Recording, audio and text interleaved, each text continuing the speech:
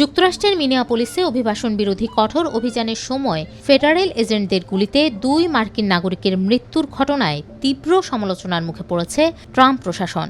এই ঘটনার জেরে প্রেসিডেন্ট ডোনাল্ড ট্রাম্পের কঠোর অভিবাসন নীতির বিরুদ্ধে সরব হতে শুরু করেছেন খোদ রিপাবলিকান দলের আইন প্রণেতারাই। আসন্ন মধ্যবর্তী নির্বাচনের আগে জনরোষ সামাল দিতে রিপাবলিকানরা প্রশাসনের বল প্রয়োগের কৌশলের বিরোধিতা করছেন। যদিও তারা সরাসরি ট্রাম্পের নাম নিচ্ছেন না, তবে আইসিই এবং হোমল্যান্ড সিকিউরিটির কর্মকাণ্ডের জবাবদিহিতা চাইছেন, যা দলের ভেতরেই এক ধরনের অস্বস্তি তৈরি করেছে। মিনিয়াপোলিসে অভিবাসীদের বিরুদ্ধে পরিচালিত অপারেশন মেট্রো সার্চ অভিযানে ফেডারেল এজেন্টদের গুলিতে 2 মার্কিন নাগরিক রেনি গুড এবং অ্যালেক্স প্রেটি নিহত হওয়ার ঘটনায় রিপাবলিকান শিবিরে তোলপাড় শুরু হয়েছে। এতদিন ট্রাম্পের অভিবাসন নীতিকে সমর্থন দিলেও মার্কিন নাগরিকদের মৃত্যুর ঘটনায় দলের সিনিয়র নেতারা এখন প্রশাসনের বল প্রয়োগের নীতির সমালোচনা করছেন।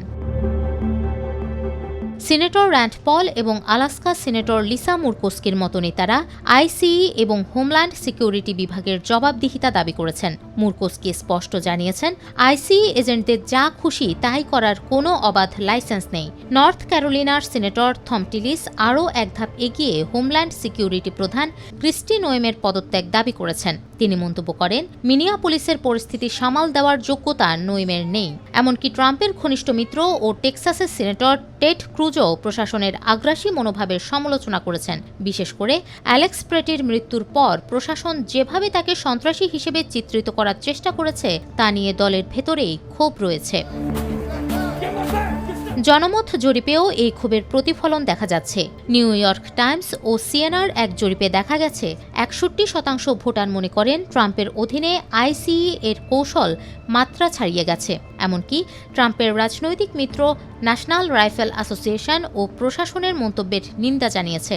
রিপাবলিকানদের জন্য বর্তমান পরিস্থিতি বেশ জটিল, কারণ গত বছর তারা ট্রাম্পের অভিবাসন পরিকল্পনার জন্য প্রায় $45 বিলিয়ন তহবিল অনুমোদন করেছিল। কিন্তু নির্বাচনের আগে মার্কিন নাগরিকদের মৃত্যুতে সৃষ্ট জনরোষ তাদের বিপাকে ফেলেছে।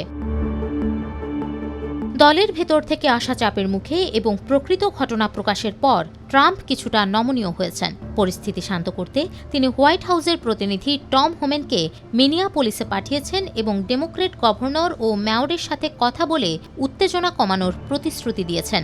তবে বিশ্লেষকরা মনে করছেন, অভিবাসন ইস্যুতে আসন্ন শাটডাউনের সম্ভাবনা এবং রিপাবলিকানদের এই সমালোচনামুখর অবস্থান আগামী নির্বাচনে দলের জন্য বড় চ্যালেঞ্জ হয়ে দাঁড়াতে পারে।